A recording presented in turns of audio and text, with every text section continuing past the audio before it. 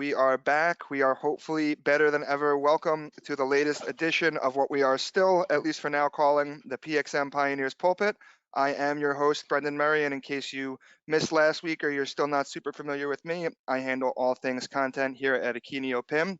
And this time, I'm very excited to have a pair of guests from our community on. These are our first two community guests after a cast of Akeneo characters were kind enough to join me last week. So let's meet them before we get too far into our questions. First up, joining all the way from Brazil, we have Joshua Kempf, who runs one of Akeneo's newest customers, which is why we wanted to have him on here today, as we'll get into in a minute, NEI, or NEI. Joshua, thanks a lot for coming on and taking us some time to be the first customer guest. So can you tell us a little bit about NEI and what you do over there? Sure. So we are the leading B2B e-commerce and marketplace in Brazil. So we sell everything that a company would need in one place, from ball bearings to electrical supplies to safety equipment, which, by the way, is selling a lot recently, cleaning products, paint. I mean, just literally anything that you need to run a business from the office to the factory. And we do that with a sort of vast catalog of products, and we'll talk more about how Akeneo played a role in that, and with the vast network of suppliers and marketplace sellers who help us to really make it so that we can have this really large offering of products, but not have a sort of Amazon style warehouse in terms of everything in stock. So yeah, we'll talk more about that, but that's us in a nutshell. Gotcha, great. Well, thanks very much for being here, Josh, and taking the time. And now I'm going to throw it over to our first partner guest here on the PXM Pioneers Pulpit. That's Marcel of Productsup. He's the CMO over there. He's joining us from Germany. Excuse me, a bit of a tongue twister there. Marcel, do you want to take a quick chance to introduce yourself as well and let everybody know who you are and what Productsup does? Sure, will do. Hey folks, I'm based in Berlin, in my home office. Productsup is an e-commerce data integration company. We offer two different solutions. We offer a solution called feed management and a solution called product content syndication. Feed management is something that a business user within a marketing department would use in order to create data feeds for Google Shopping, for Facebook dynamic ads, to supply data to affiliate networks like Awin or Commission Junction, to do retargeting, and also to do social commerce.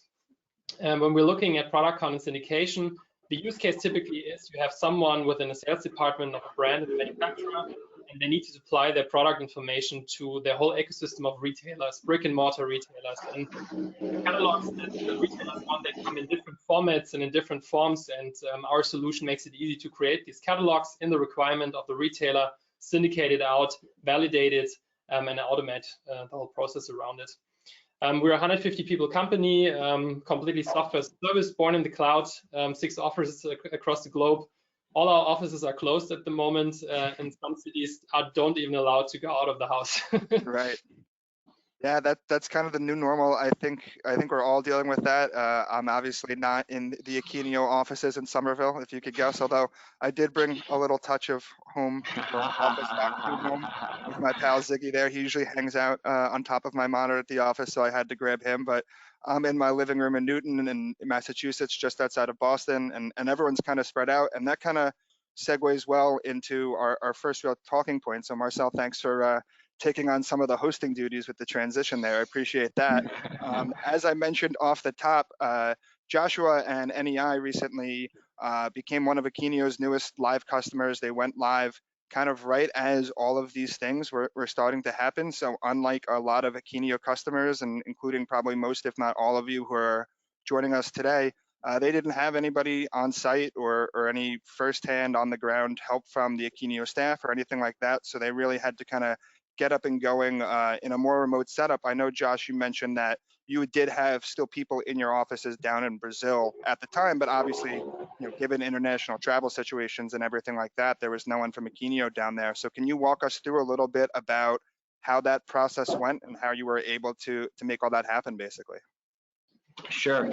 Yeah, and we had a sort of doubly complex scenario in the implementation because we were in the moment of joining two businesses. We bought.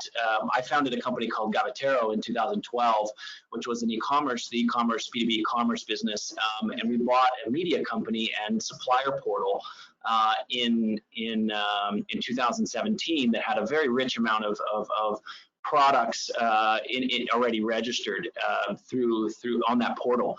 And what we had to do in addition to implementing the PIM was to join those two businesses and to join those two pieces of content. So it was, I think the secret at the end of the day was that we had a very strong leader in our marketing department. We had a very strong leader in our CTO, and those two departments worked very closely together. Because we have a very technical product mix. So if you think of a ball bearing or a pump, how many variations of that, how many technical attributes that a product like that can have. We have a team of engineers on our staff of 6 and 7 engineers who basically look at these product specifications, transform them into attributes, et cetera. And so what we had to do in all of this was basically we started with the mix from Gavetero, which was the most structured because it was already in an e-commerce. Those engineers took all these attributes, which were completely unstructured data. They were basically just text fields. And those engineers transformed all of that into basically spreadsheets that matched the way we needed to import to Akeneo. And then we did a first import of that. And then we did the same thing with the NEI catalog together. But again, it was very much in marketing. Marketing was where all these engineers sit because they're sort of the product managers in terms of the catalog.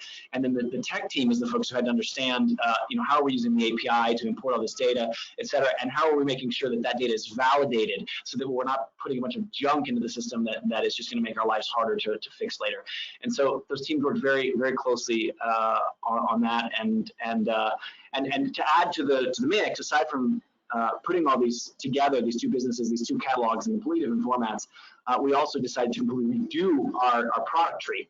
So we basically said, let's start from scratch on this and build a whole new product tree to sort of accompany the growth of the mix and to think about the future in terms of where we really offer everything that a business could need in one place. So to give you a sense of what that looks like in practice, it's 25 departments, 450 categories, 4,500 subcategories, 320,000 items, and right on the order of 5.5 million structured data attributes that we have today in the system.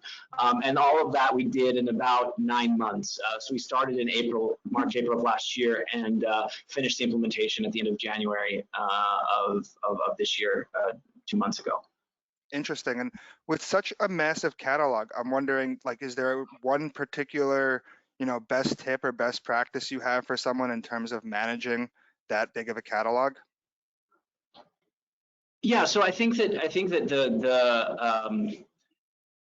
the secret is really to make sure you've got the tree structured well, right? So the taxonomy of your product tree, if you don't get that right, it's just really hard. And one of the things that we had to make sure we got right, which sounds simple, but it's actually quite difficult, and we have to use engineers to do it in the case of our product mix, is to think about how do you create sort of exclusive categories, right? So making sure that when you're talking about a pump, there's all these different types of pump. Well, we have to make sure that the categories you create aren't going to have products that could be in both. And so how do you make sure you create those sort of exclusive categories?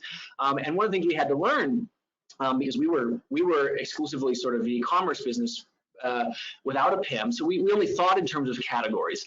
And one of the things we really had to beat into each of our heads, mine included, was this new concept of a PIM with families, attributes, categories, groups, entities, and so all the things that go into what making a PIM work well. I mean, we had to just really start pulling this apart in our mix, and we can obviously say now with hindsight that it's a much better way of organizing our catalog than we were doing with just categories and basically attributes attached to categories. It provides us much more flexibility now and also precision on the way that we structure this. So I think that was one of the big things for us, was to just get those concepts into our head that aren't obvious to a layman. Like, they're not obvious to someone who's not from this world. Sure. And Marcel, I kind of want to loop you in here too, because I know you obviously weren't going live with a PIM solution recently, but just talking to you in preparing for this, you mentioned that you guys over at Productsup were having a virtual offsite meeting, I think you called it, where you were bringing all these different members of your team together, and obviously all these different kind of parts of business, whether it's internal, external, software, people, everything's changing. So I'd love to hear you kind of talk about how that went, and maybe tell us any tips you have for connecting with people, whether it's on an offsite or just day to day while we're all dealing with this weird remote lifestyle. Sure. I think in general, as a company, we were blessed because we were pretty much prepared for remote work due to the fact that we have so many remote offices. So the whole infrastructure already was in place. So it was basically taking the laptop and going home and continue to work from there. Though the way how we communicate has changed a lot. And I think in a time like this right now, where A, there's a crisis, and B, there's a situation where people can't meet physically and personally, you cannot over communicate, right? Right. So, yeah, that's a good point.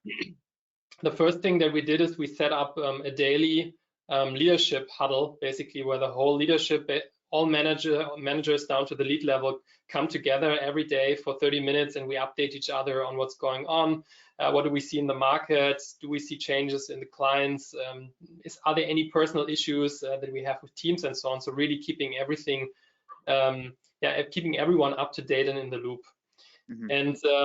And as part of that, we had an offsite planned, a physical offsite somewhere in the outskirts of Berlin near a lake. That didn't happen, but we made a virtual home site out of it.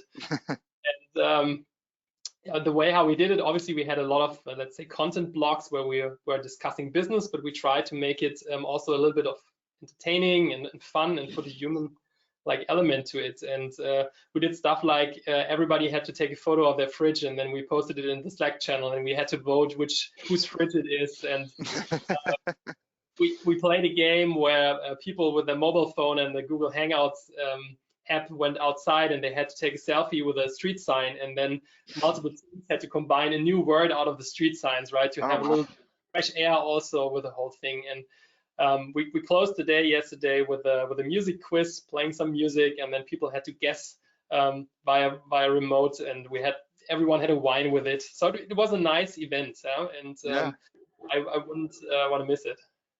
Yeah, that's interesting. I see you have your guitar there behind you, so hopefully you were able to contribute on the music end. Josh, I know you mentioned that you guys were together down in Brazil when you were first implementing, but you've since gone fully remote, probably like most of the rest of us here on the call. So can you walk us through a little bit about maybe how you're managing to keep yourself productive and sane as well? Yeah, and we are and we aren't fully remote. We have our commercial administrative teams are of course remote, but we have a warehouse. Our warehouse processes 50,000 items per day, so it's not something that is necessarily and you have to be there. Right. And for continuity of business purposes, there's not really a lot of options. We did it in stages. So we basically first was the sort of finance teams and these sort of folks were easy to put tech team, of course, super easy to put at home. But the more difficult was our sales force, which is a lot of telesales, et cetera. That's a little bit harder. We had to make sure we get the VPNs right and all this stuff to make sure the telephones get rerouted to people's homes and whatnot. But now we're fully. We had the good fortune, I guess. I don't know if that's the right word. We had the situation was such that Brazil got hit sort of last, so we had enough clear view of what was coming from the other countries, and we were able to sort of proactively be ready. We continue to see businesses and cities going into quarantine here in Brazil. It's not as drastic yet as say San Francisco, but it's getting there. The only thing that sort of, let's say, is important for us is that we distribute products that are essential to the functioning of factories and supermarkets and everything from cleaning products to safety equipment, hospitals, etc. So we're sort of considered an essential business in that sense, for a decent part of the economy to continue to function. So yeah, so that's basically us in terms of how we've managed through this. I just hope it's over soon. That's all I'll say. I think it's safe to say that pretty much everyone speaking and listening probably agrees with that. And obviously, you mentioned supermarkets and things like that, and they're really, as essential businesses, like you said, Joshua, they're really the only stores functioning right now. Kind of that normal idea of taking a trip to your local brick and mortar hardware store or something like that to pick up a few quick supplies or errands or whatever it is has been disrupted. And that means that people are either, by choice or forcing to go online or to go different channels, whether it's maybe they're shopping more on marketplaces like NEI if you're a business, or e-commerce sites, mobile apps, even social media. So I'd love to kind of talk to both of you about how you are building digital experiences for your customers and your clients, and you're making sure that you're still kind of meeting those expectations as things change. So maybe Marcel, you can start, and talk to us a little bit about how people can create these very compelling digital experiences and not have to rely on kind of in-person or more typical interactions. Yeah, I think to get started with, if there's any industry I'd want to be in this crisis, it's probably e-commerce, right? I think we're very blessed to be part of an industry that is affected by it, and we see it especially across our clients in the travel industry. Obviously, they're hit very hard, but we also see effects on the other side, that there's retailers like massively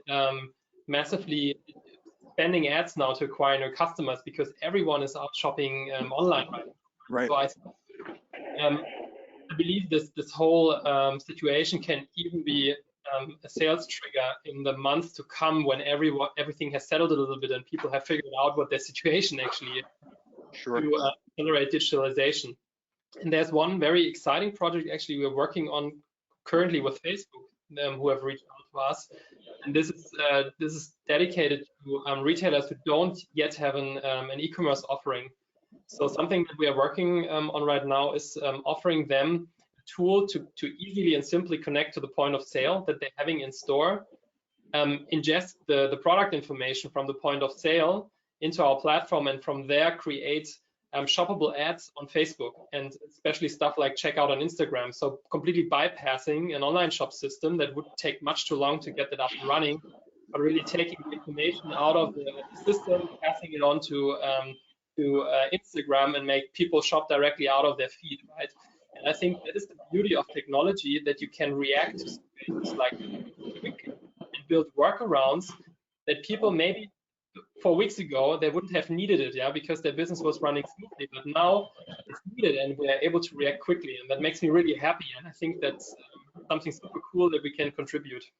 Yeah, it's very interesting as people kind of continue to make these transitions. And Joshua, I think you also kind of have an interesting perspective, not only as a marketplace, so you're somewhat more used to meeting people in these digital spaces, but you have a very specific audience, and as you mentioned that it's B2B and you're selling directly to businesses. So I'm curious how you try to maybe tailor your experiences so they're not only just compelling in a general sense and enticing and easy to use, but are also kind of targeting that more specific B2B buyer base that you guys have. Yeah, and I think it's important to clarify in terms of our B2B focus is I'll even close the funnel a little bit more, because we really are focused on the B2B user who is consuming the product in the business. So I'm not selling to small shops who are putting it on their shelves and reselling it. That's not our space. Our space is the guy who's actually consuming the product there. And so that makes it so that when we think about how we help our user, and our user is very much heavy industry, so that's our main client base at this point, is so these folks who are major manufacturers. Who is the buyer in many cases there? It's an engineer. It's a person who's looking for a very specific widget. They're looking for a very specific ball bearing. They're looking for a very specific gear. They're looking for a very specific pump. And so the ability to in a world like today where you can't call up a salesperson or you can't walk into the store and say, hey, I've got this part that looks like this and I kind of need a new piece that looks like that. You have to be able to really filter down into the key attributes that matter and get to that exact pump, that exact ball bearing without human interaction, or with very limited human interaction. That's where the PIM comes in, and that's where the quality of our information and our attributes just becomes so critical in a time like this when salespeople just aren't available to help you work through those problems, or it's much more difficult to talk to them. So that's why I would say it's important for us, and we are finding, I think, two things. First of all, that our phones are ringing off the hook for sellers. So it's like folks who are like, I see this traffic growth in e-commerce. Everybody's on all the news, and I don't have anything e-commerce. And we've been on their tail for a while to come on our marketplace, and suddenly they're calling us like, hey, maybe we should talk about this thing of putting me online on your marketplace. And the other thing we're just seeing is clients who are calling with a lot more specificity about what they want. So I want this exact part. I wanted this exact SKU that I found on your website with the all the information we have there. So Gotcha. That's where I think it matters. Very interesting. Well, I appreciate you both, like I said, taking some time out of your morning, Josh, and your evening, afternoon, Marcel, to join us. But before we do wrap up, I kind of wanted to also get a little bit more insight into how you guys are spending time when you're not working, because obviously we're all adjusting to that as well. So I'm curious, whether it's movies or books or games, anything that you guys have been using to occupy yourselves. Obviously, for those watching the video feed, I'm a pretty big sports fan. I've got my Notre Dame football hat on here. I'm a big baseball fan as well. Go so Irish! Go Irish! Yes, that's been a big void in my life. I've been spending a lot of time listening to my collection of vinyl records that I have that, when I'm out working and out and about, I don't get to listen to as much. And I'm very much looking forward to the new Michael Jordan documentary that's coming out in a few weeks on ESPN and all that good stuff. So I'm curious, Josh and Marcel, maybe we can start with you, Josh. Is there anything you've been using, since you two don't have your Notre Dame and everything else, to keep yourself occupied there? So they say, and I'm going to have to confirm it. It really depends what your life situation is, if you have more or less time. I have 3 children under 5 years old, so my free time is considerably less. And I'll even confess to you, I'm in the office today, and I'm in the office most days. I'm the only one here, so I'm doing my social isolation. I get in my car, I drive to the office, I drive home, right? So I'm not violating the rules, I don't think. But yeah, it's because 3 kids running around the house when you're trying to do work and stuff, and so I don't have a lot of free time. Right, I go home and I see my kids and see my wife. It's not too different of for me at the at the moment. I'll give my wife is the one who's really suffering, right? I mean, she's the one who has to keep these kids from going stir crazy when they can't go to the park or the playground and all this kind of stuff. So lots of puzzles. That's all I'll say. I like it. Marcel, how about you? I'm assuming, based on your background there, you've been brushing up on your guitar skills. Anything else? I'm doing that as well, but I had to laugh because my situation is like Joshua's, right? So it's the moment when you realize that your actual lifestyle is called carrot time. I have a little boy, 17 months old now, and he wasn't in daycare before, so our lifestyle basically was like me going to the office in the morning, coming home early in the afternoon, taking care of the kid, right, together with my wife, and that were my evenings. So not so much has changed, except for the fact that I'm not going to the office at the moment. Apart from, we play a lot of music here in the house. I already tried to teach my son a little bit playing the piano and stuff. Oh, very nice. I think that really keeps us sane. And apart from that, occasionally going for a walk, right, with a stroller, grabbing some fresh air. Yeah, that's what we do. Maybe you guys can give your kids the coloring book pages we made out of Ziggy. I don't know if you saw those, but if anyone hasn't seen them, if you go to they would actually love that. Yeah, I gotta give my hands some of those. Coloring your very own Ziggy. We've got Ziggy at a rock and roll concert. We've got Ziggy on the beach. We've got Ziggy just about everywhere. So shout out to our designer now who created those. Those are really cool. We also have a game up on our blog, a little point and click game called Ziggy Jumper, where the Hydra jumps from platform to platform and tries to climb as high as possible. So maybe you guys can show your kids those and keep them occupied for a little while. Good. Nice, nice. Well, I think that'll just about do it. I want to thank everybody who tuned in again this week, and I want to, of course, give a very special thanks to our guests, Josh and Marcel at NEI and Productsup, respectively, for joining and taking some time to be our first community members brave enough to make an appearance on video here with the PXM Pioneers Pulpit. So again, if you enjoyed the episode, please make sure you share it with a friend. We'll have it up on YouTube tomorrow morning. So everyone else who wasn't able to tune in live can view it, and we'll hopefully be back again in a couple of weeks to do this again with some more community members and Akeneo characters and everybody else in our PXM community. So thanks one more time for joining us, and we hope to see you soon. Have a good rest of your day, everybody. Take Thanks, care. Brendan.